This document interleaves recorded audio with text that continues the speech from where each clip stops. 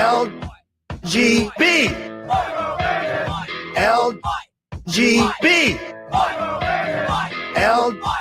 LGB. LGB. They say LGB everywhere I go. LGB. What it means, I don't know. LGB. Whatever it is. LGB. Come on, help me, please. Please. Alrighty then. Thank you. LGB. That's let's go, Brandon, right? LGB. This means let's go, Brandon. No. LGB. Sounds like let's go, Brandon, I guess. LGB. All right. Let's go, Brandon. I am Cornholio. Chant LGB. Right wing and left wing. LGB. Go, you know the thing. LGB. If you don't sing that back. LGB. And you ain't black. LGB. Let's go, Brandon. LGB. Let's go, Brandon. LGB. Let's go, Brandon. FJB. Let's go, Brandon. I'm Joe Biden, and I Forgot this message. Greetings, my dear friends, and welcome to another episode of Reading Epic Threads. I'm your host, Patrick Gunnels, joining you from Houston, Texas, this April 7th, 2024 at 9:24 a.m. Central Daylight Time, and I have got a Seth Keshel extravaganza for you, 3 pieces from him in a lengthy series of Work Smart, Not Hards, where I record the audio at the same time that I present it to you. And there's another one, James Delingpole, a short one called Building Our Own Prisons that I'm looking forward to playing here. And then I think that covers the show for today. So without further ado, let's go ahead and get started. I would tell you to buy my Zeolite Extra Spray, but we're running low on it. So until we get a new shipment, I'm not going to push this product nearly as hard. And by the way, it won't be a big deal if anybody orders it and we run out. It'll delay things by about a week, but that's just between me and y'all. First piece from Seth Keshel, I'm excited to bring to you.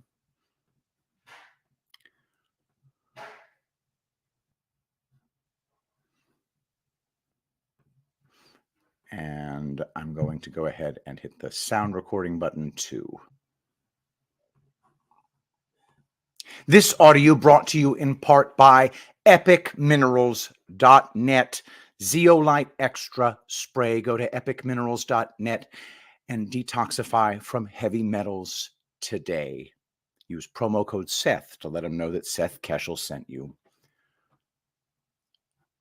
Why I joined the military and why I left. A note to the prospective service member. Every veteran has a story, and every decision for a free man must be made by him alone. What you must know about the decision of a lifetime. By Captain Seth Keshel. I come from a long line of United States Army officers.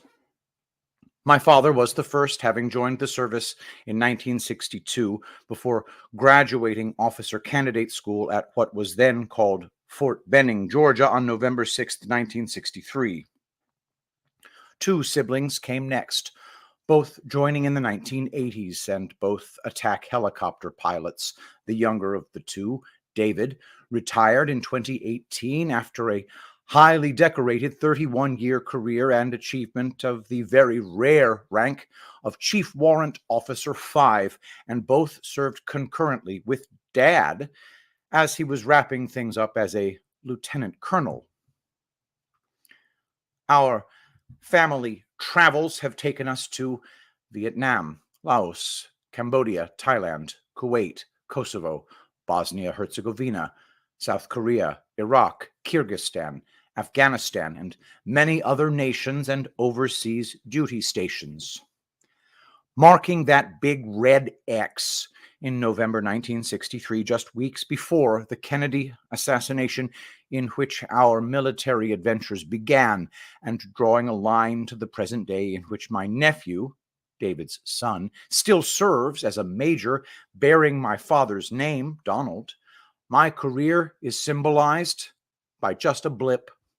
5 years, 6 months of active service, another 6 months of reserve duty, and then the final 2 years of inactive reserve duty for a total of 8 years between 2008 and 2016. I have now been out nearly twice as long as I was on active duty, and would be making lieutenant colonel this year if I hadn't already, had I continued my career instead of punching out. In my political world, I am asked frequently a question that goes like this: if you had an 18-year-old son and he was itching to join the military, what would you tell him? Usually these questions are posed by anxious mothers, and they usually stem from great concern over the quality of military leadership, the military's trajectory and fitness as a fighting force, or more recently, compulsory vaccination for COVID-19. I do not believe I would possess half the skill and instincts I have today had I not served. There is no leadership crucible out there like that found in military leadership, especially under pressure or under fire when your unit is short on manpower, equipment, and other resources. I am thankful I served in the military when I did. However, I would not follow the same path if given the opportunity to relive it all over again here in the third decade of this new century. But I thought you were glad you served. Isn't that what gave you the ability to dig deep, tap into areas of strength, and delegate effectively to survive? Time marches only forward. No amount of revision will undo the things I've gained or remove the tools from my toolkit that have been placed there, just as no amount of reassessing a failed marriage will take away the beautiful kids who came from it. There are no do-overs, only lessons learned and wisdom applied. Every veteran has a story, and if that veteran is honest with himself and others, only then can he help others decide what they must do to assess whether or not he or she should don the uniform. Military service was the furthest thing from my mind when I was turning into a teenager. I was a huge kid, over 6 feet tall in 8th grade, but knew absolutely nothing about eating right, possessed little by way of physical or mental toughness, and as such, excelled only in academics, where I could empty the contents of my head on paper without fear of being seen as less than by the other boys who were more confident, athletic, and brazen than I was. The military, I thought, was for the standouts and folks with that hotshot aura to them, like my brother.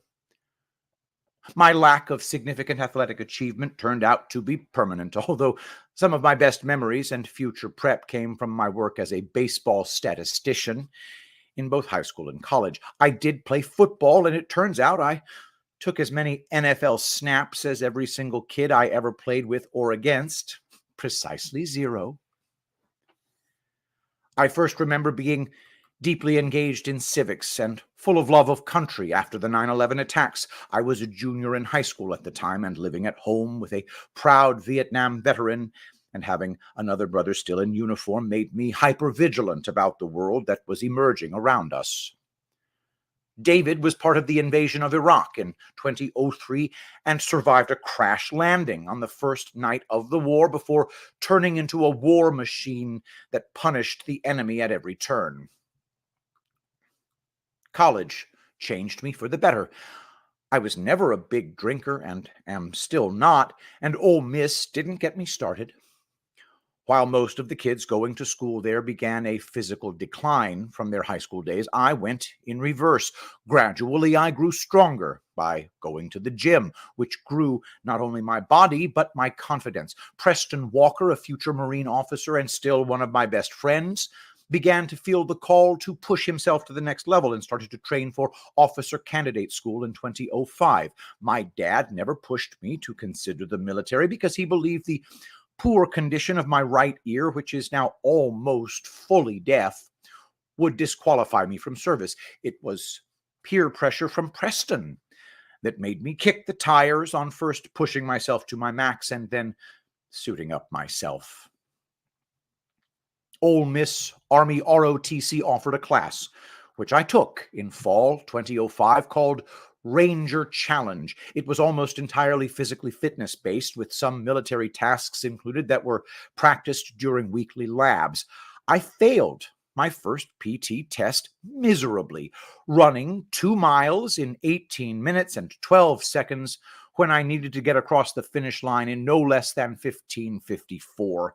That would turn out to be the last PT test I would ever fail, because by the time I was 21, I was sick of settling for less than I thought I could be once I got my first taste of what a positive attitude can do for results. I eventually tried to contact with the Air Force ROTC upstairs at Barnard Hall, but was turned away for my hearing loss, just as that service was reducing the size of its force by almost any means necessary. In summer 2006, Dad questioned me if I still had any desire to go into the military. He made it a point to tell me that we had 2 wars going on and that the Army always needed bodies to fill the unit hierarchies. One day in August 2006, I decided to pay the Army ROTC a visit, and a few weeks later was issued a waiver for my hearing loss and offered a contract that would turn me into a second lieutenant in less than 2 years if I could satisfy all of the program's commissioning requirements. In very short order, I became one of the program's hardest working cadets and most highly regarded. Watching Preston put himself to the test pushed me to seek to better myself, and since I didn't have any interest in pushing paper after college with my business degree, and no viable pathway to work in professional baseball would materialize, I had no reason not to follow in the family tradition of military officership. For the first time in my life, I felt as if my dad was proud of me. He went from riding my ass over grades in college to investing times in developing skills and abilities in me he thought I would need to forge a satisfying and meaningful career. In another story for another day, I'll write about how it was probably Dad who saved my career when it was on the ropes during a medical board in 2008 for that dreaded right ear. It took me more than 2 decades to obtain, but finally, it felt good to be approved of by my dad. And the last 4 years of his life left a greater impact on me than the first 21 years I was with him. Ultimately, these 3 things led me to join the military in that first decade of the new millennium. 1, desire to earn my father's approval. 2, love of country and the perceived need to demonstrate that love by serving in the military. 3, push for self-improvement to prove myself and make up for the years I wasted by believing I couldn't be as good or better than my peers in personal performance. I was up, and away by June 2008 when I entered active duty, and exactly 2 years later, I landed in Afghanistan as a first lieutenant of military intelligence, forced to oversee the section because my boss, a captain, was stranded at home for a personal matter for 3 months. Dad died when I was on that tour, and I was allowed a brief leave for his memorial service in Mississippi, but was unable to attend his interment at Arlington National Cemetery in January 2011. I became an expert in what I was supposed to be doing according to the military intelligence creed: finding, knowing, and never losing the enemy. After many hard knocks in the first few months of my tour, I became a well-oiled machine and excelled at briefing senior officers and successfully answering their challenges, digs, and questions with actionable information. That skill has remained with me today in abundance. One night, while killing time on a slow shift, my career took its first step toward derailment as I read Counterinsurgency in Modern Warfare by Carter Malkasian and Daniel Marston, which is a must-read for anyone reading this article and wondering if military service is what you need, with example after example. That book made it painfully clear to me that there would be no winning in either Afghanistan or Iraq, and that I could expect to be a regular visitor throughout my 20s and 30s if I decided to make a career out of service, as if I were watching The Truman Show. My mind became open to the possibility that the military-industrial complex was real, and preyed upon the hearts and minds of fiercely pro-American young people who felt serving in uniform was the most appropriate way to demonstrate love of country.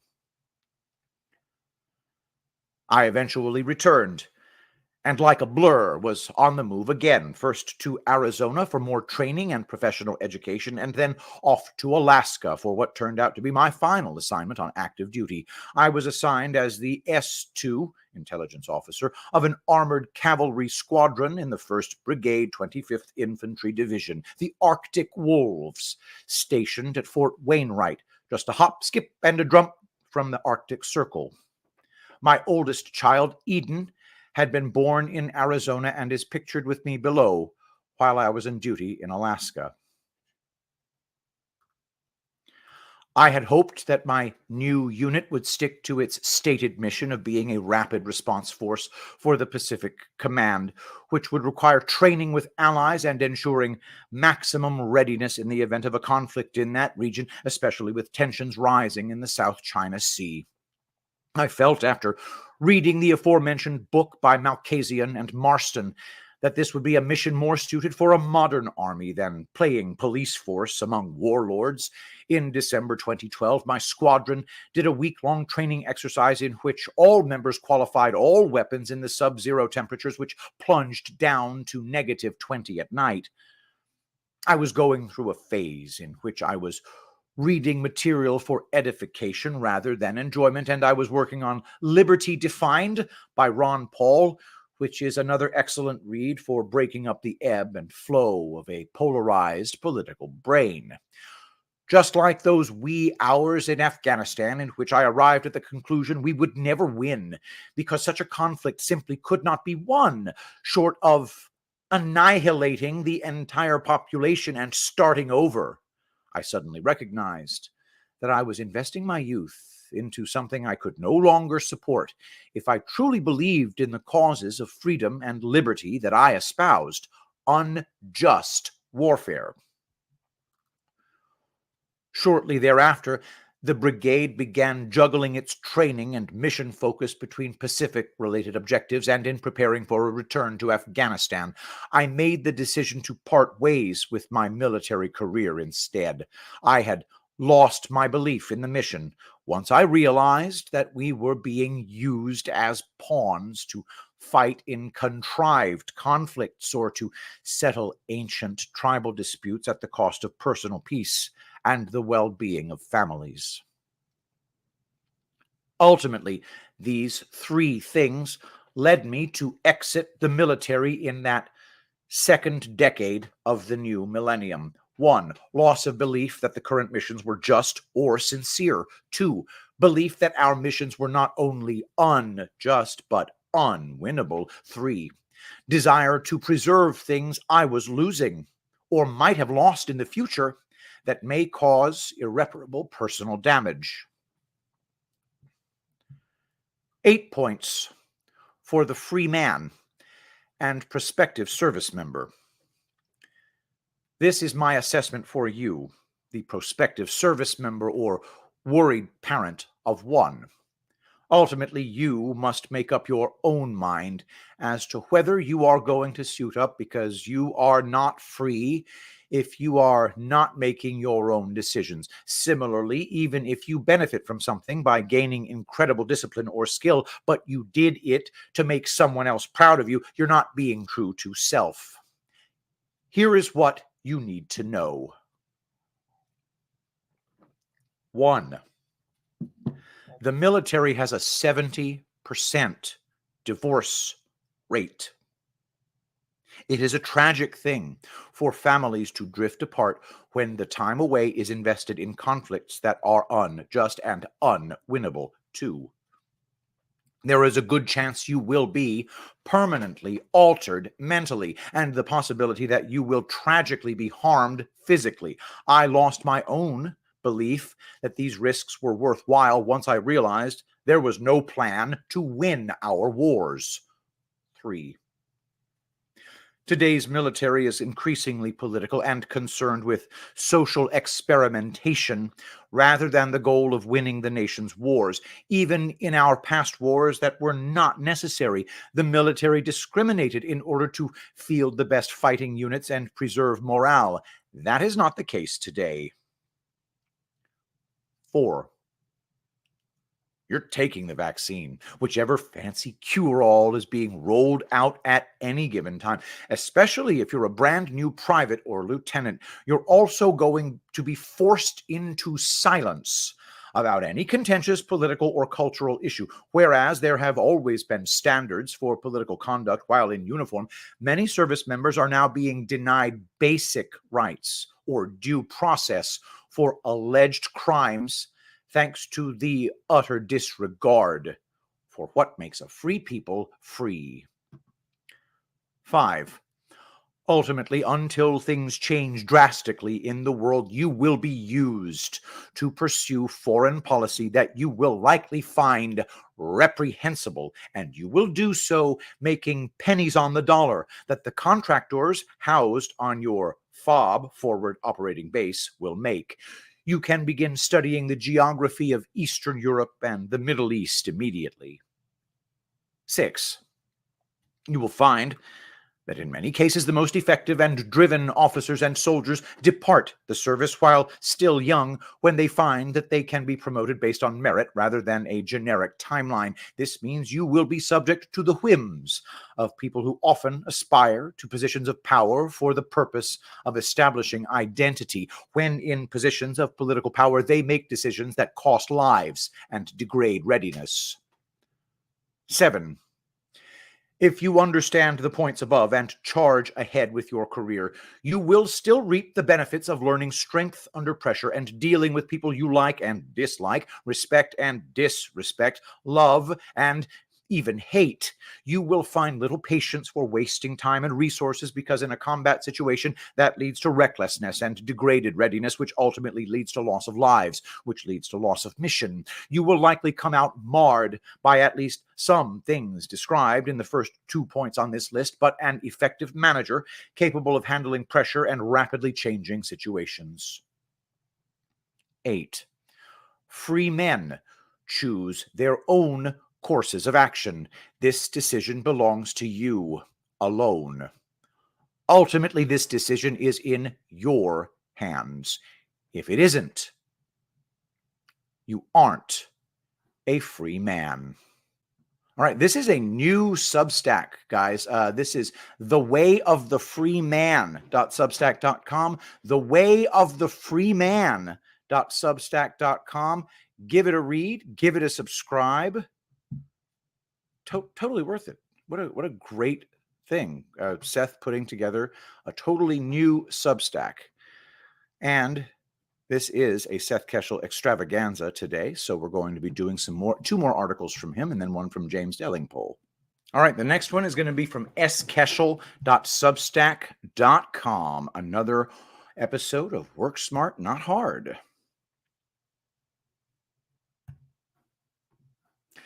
Mobile and online voting will be the next ballot access scam. Topic: elections, by Captain Seth Keshel.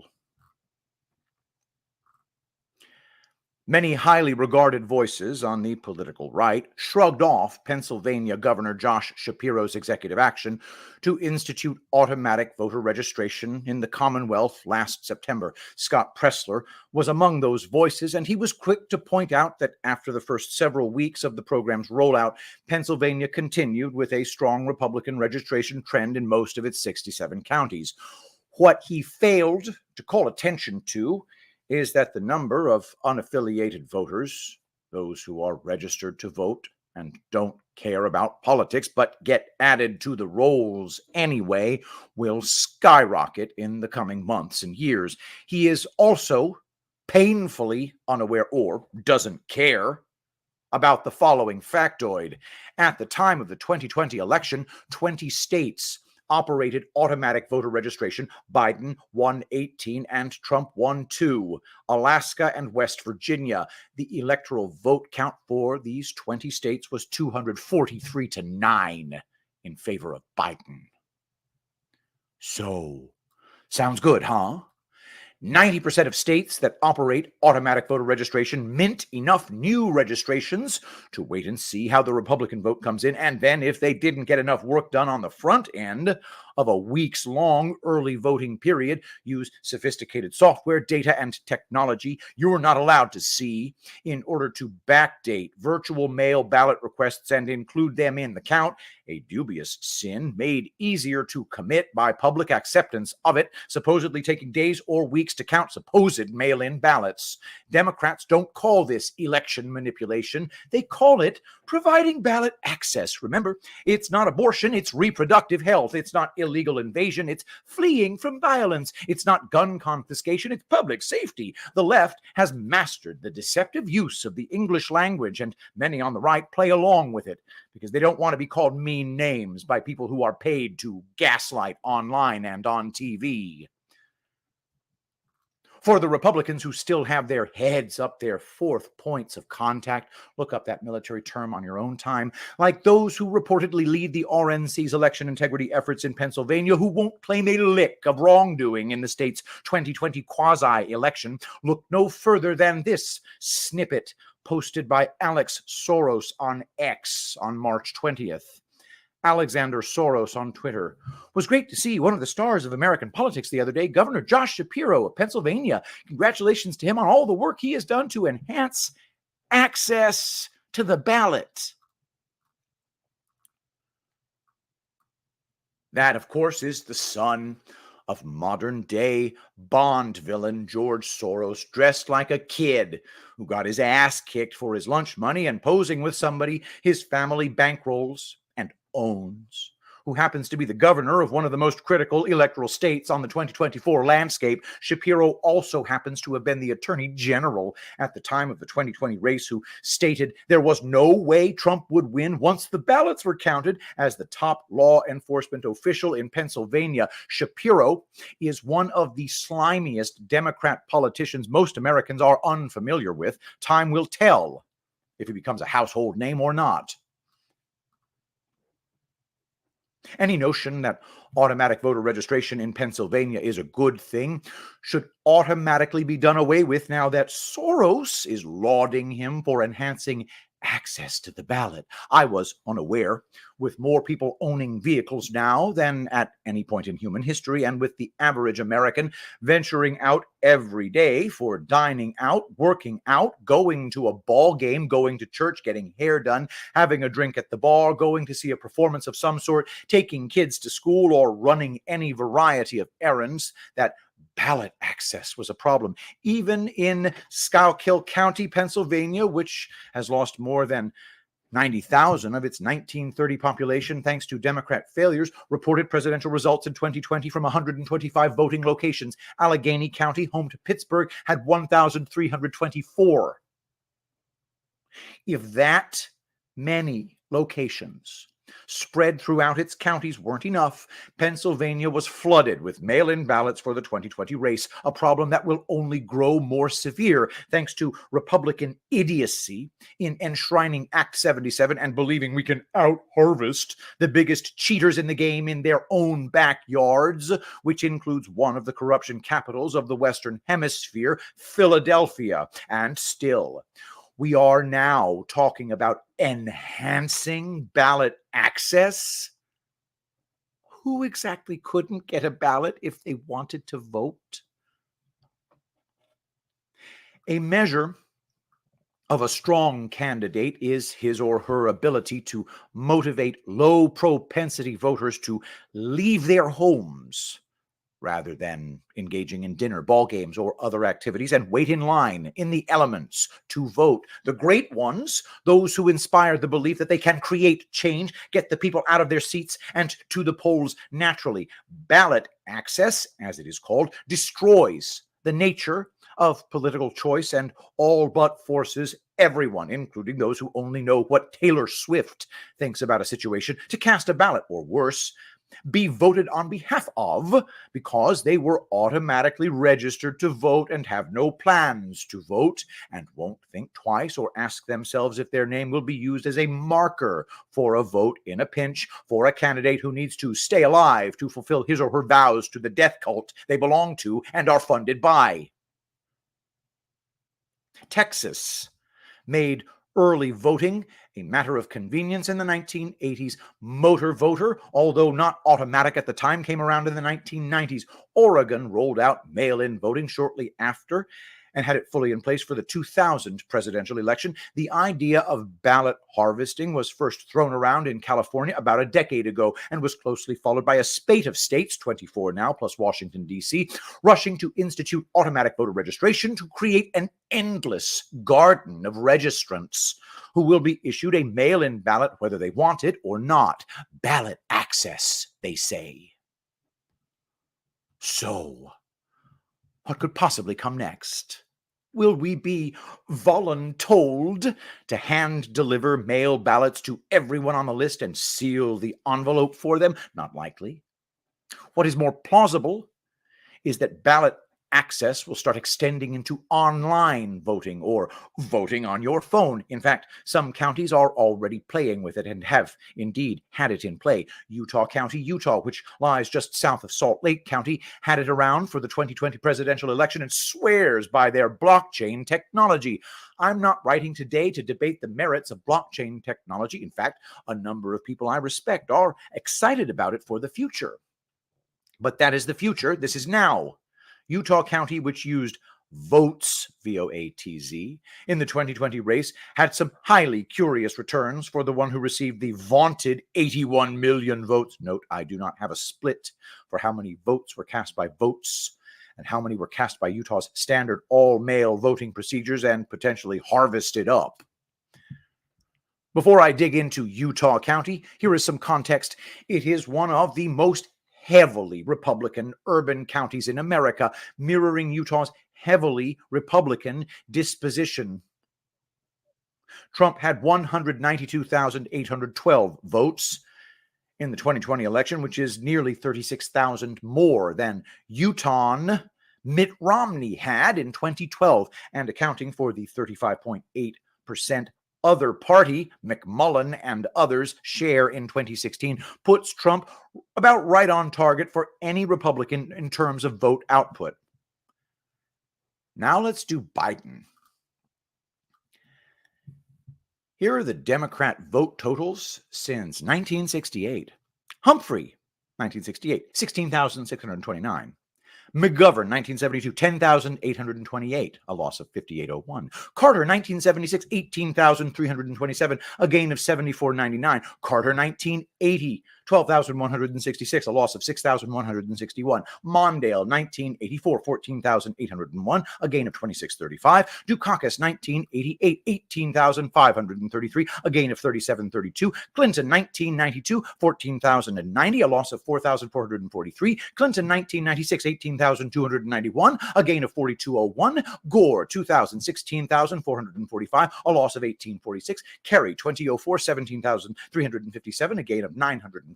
Obama, 2008, 29,567, a gain of 12,210. Obama, 2012, 17,281, a loss of 12,286. Clinton, 2016, 28,522, a gain of 11,241. Let's do a little forecasting.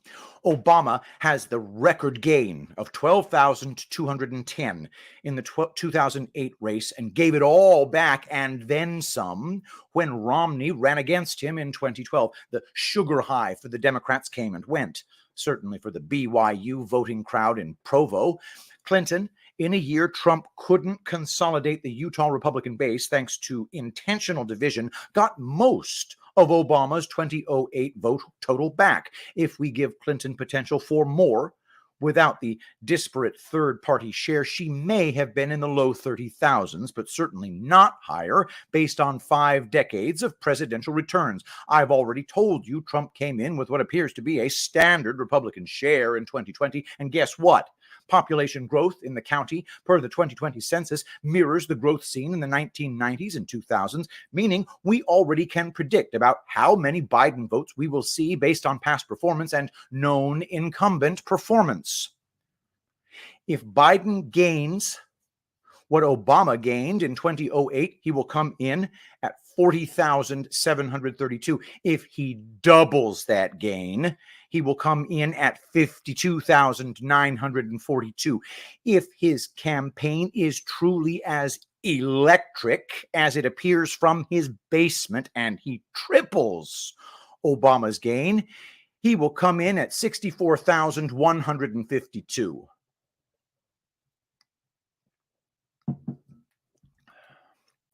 Biden, 2020, 76,033. That's right, folks. With the Republican in a Republican-dominated county coming in at a full share, Joe Biden quadrupled the all-time Democrat vote gain record for a single cycle. Total votes certified by the county went like this in the 5 preceding elections: 2000, 120,256; 2004, 149,173; 2008, 157,279; 2012, 177,713; 2016, 203,642.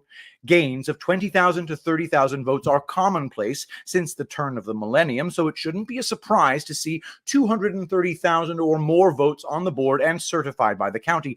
Doubling the high total gain observed in 2004 would put us just past 260,000 votes in Utah County. So what was the total count? 289,101. Conclusion. So, you see, if blockchain is a valid solution for voting, it's not ready yet. And studies into votes have shown plenty of issues. West Virginia even reported an attempted hack in one of its pilot counties several years back. I have beat the drum about Utah County's insane results in a state that has had mail-in balloting for more than a decade with no issues with ballot access, but have been turned back at every turn by these wonderful Republicans who definitely don't come from a state with a leadership bent on forcing Mitt Romney upon the American public, sarcasm intended. High turnout, whether authentic or contrived by voter registration and compulsory voting scams, is not good for an uneducated nation with little idea about how civics impacts the people. Do you know what doesn't get hacked and what can't get intercepted in the mail or picked up by nefarious gangs of paid hacks who are compensated per ballot? Voting in person, at the precinct, on paper, given to you after you show a valid ID, counted by hand at that precinct, and reported that same evening. Ballot access comes when people get off their lazy asses and cast a paper ballot, just like food access comes when I get in my truck and go to a store or restaurant, and airport access comes when I drive there, pay to park, and enter through security and into the terminals to board for my destination. Before anyone accuses me of being hard of heart, I support absentee balloting for overseas military and the legitimately disabled only, with limited windows of early voting for those who legitimately cannot vote on election day. Ballot access is the next big gaslighting effort for election reform, and it will result in expansion into mobile and online voting that cannot be put back in the barn once it gets loose if we do not call things like automatic voter registration out for what they are while they are right here in front of us. Josh Shapiro and Alex Soros. All right, another Seth Keshel coming right up. This one is called The Have Meltdown, and it is also from skeshel.substack.com.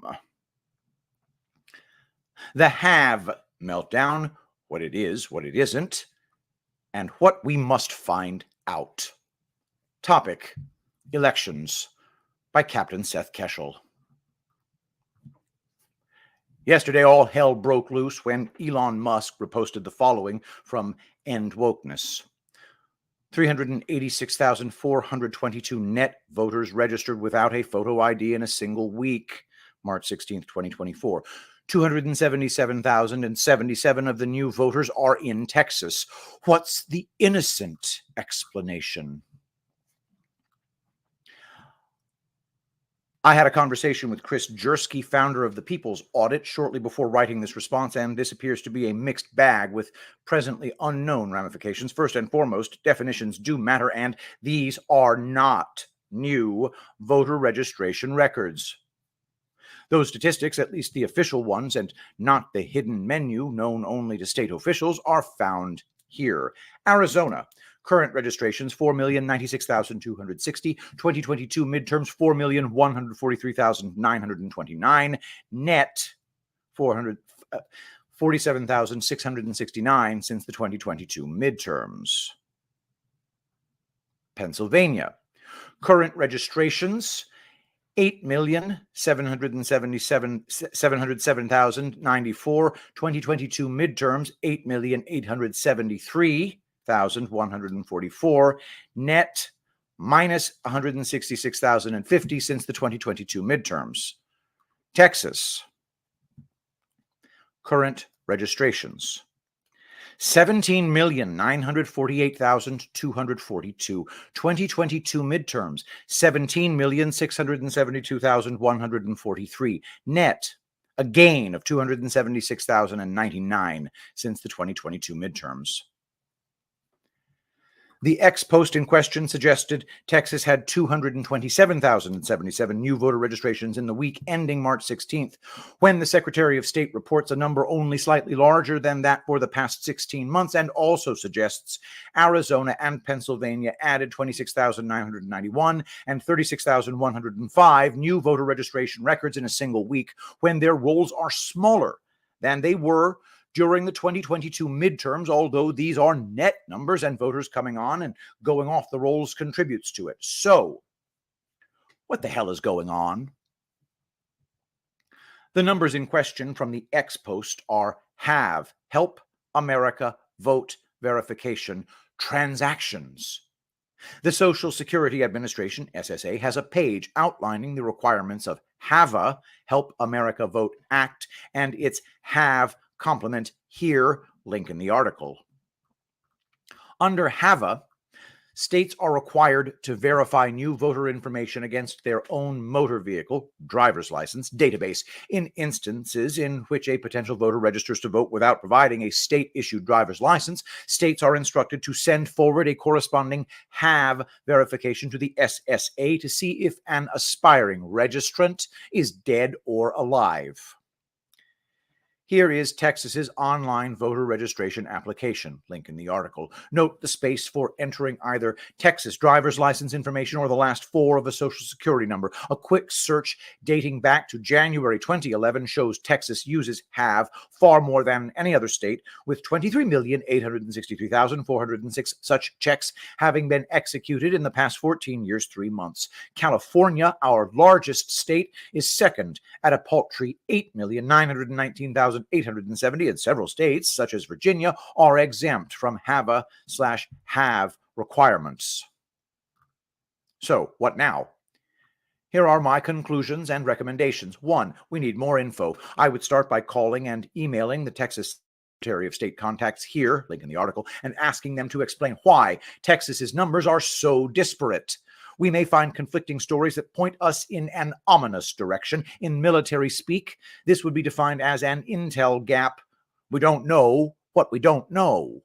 2, New Texas voters registering without a state-issued license is a plausible scenario given the number of out-of-state transplants settling there. Such applications would be subject to have, but I recognize the numbers are still highly disparate, and the total number of have checks in Texas since 2011 far exceeds the number of registered voters currently accounted for statewide. 3.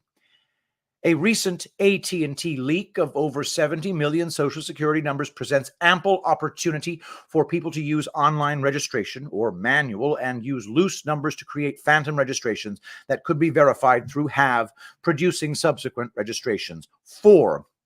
Illegal aliens are not issued Social Security numbers. Non-citizens living here legally are supposed to meet various requirements for issuance. Therefore, while illegals are allowed to get driver's licenses in some states, they are not permitted to acquire them everywhere, such as Texas.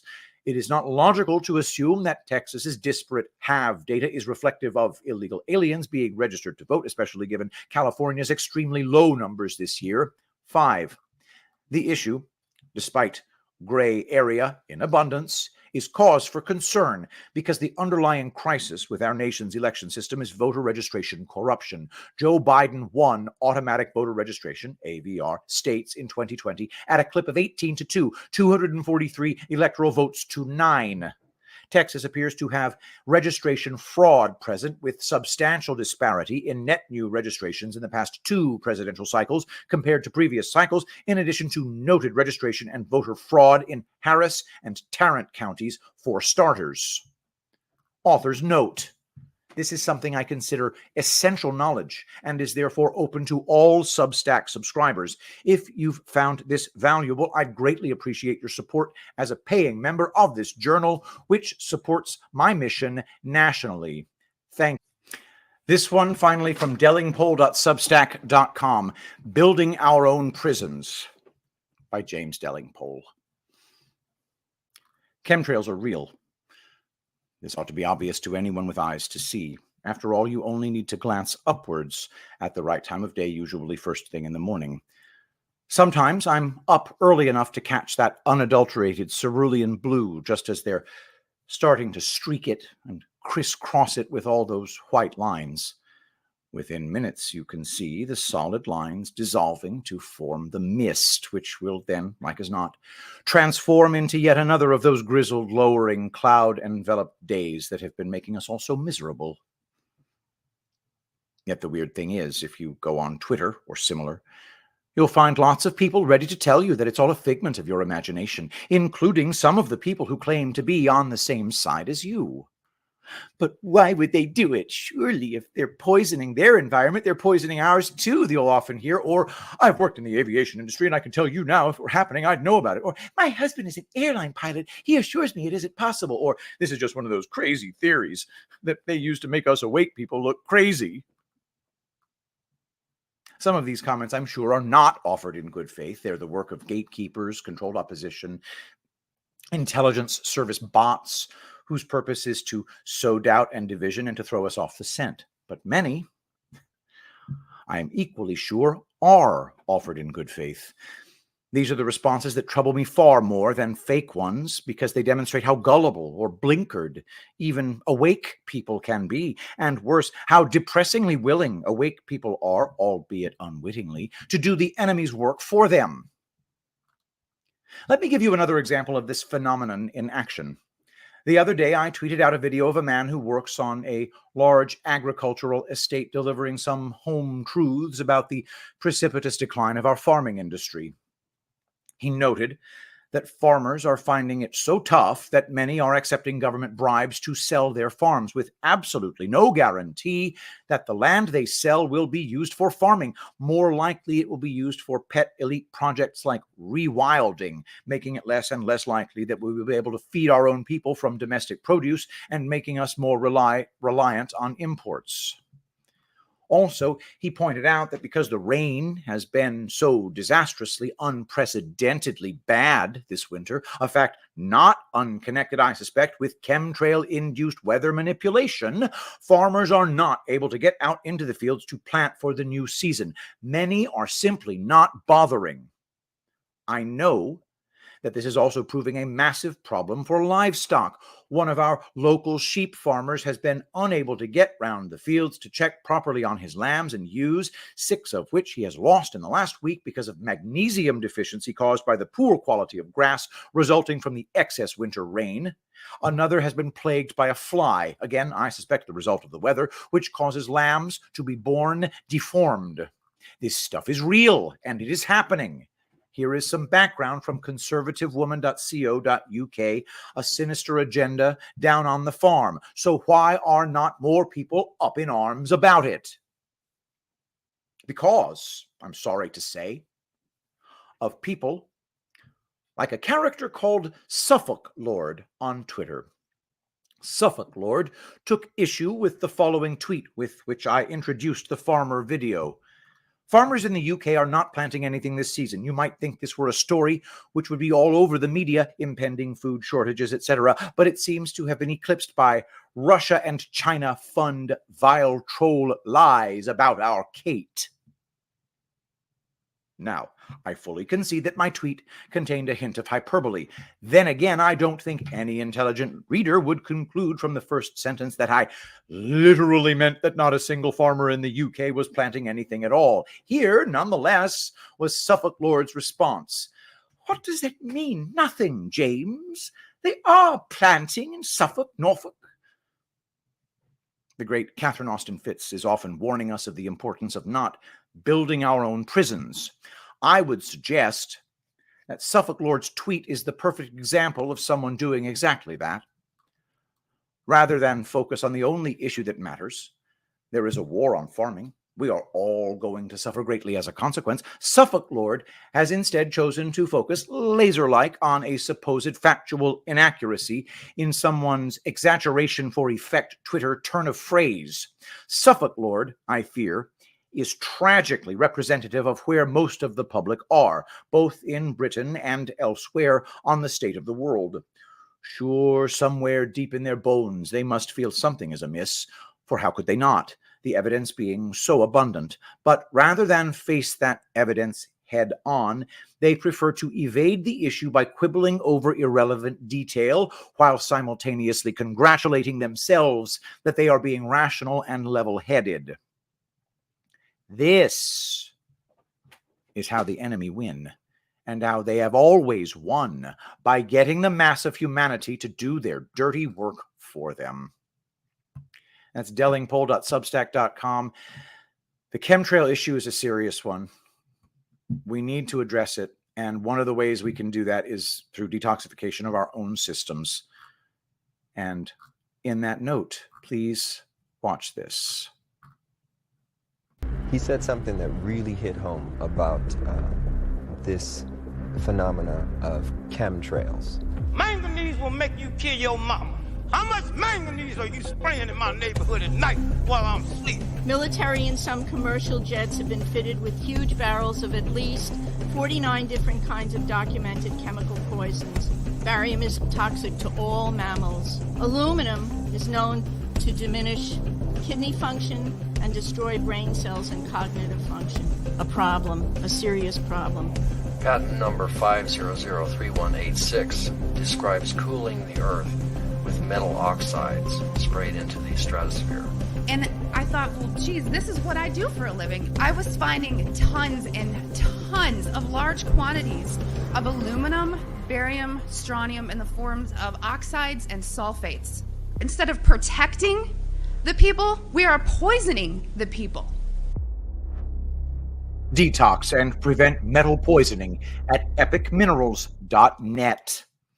And that's our show for today. Thank you so much, everybody, for watching. Let us pray. Saint Michael the Archangel, defend us in battle. Be our protection against the wickedness and snares of the devil. May God rebuke him, we humbly pray. And do thou, O Prince of the heavenly host, by the power of God, cast into hell Satan and all evil spirits who prowl about the world, seeking the ruin of souls. Amen. I love you all. Thank you so much for being here, and I'll see you tomorrow. I will be the greatest president that God ever created.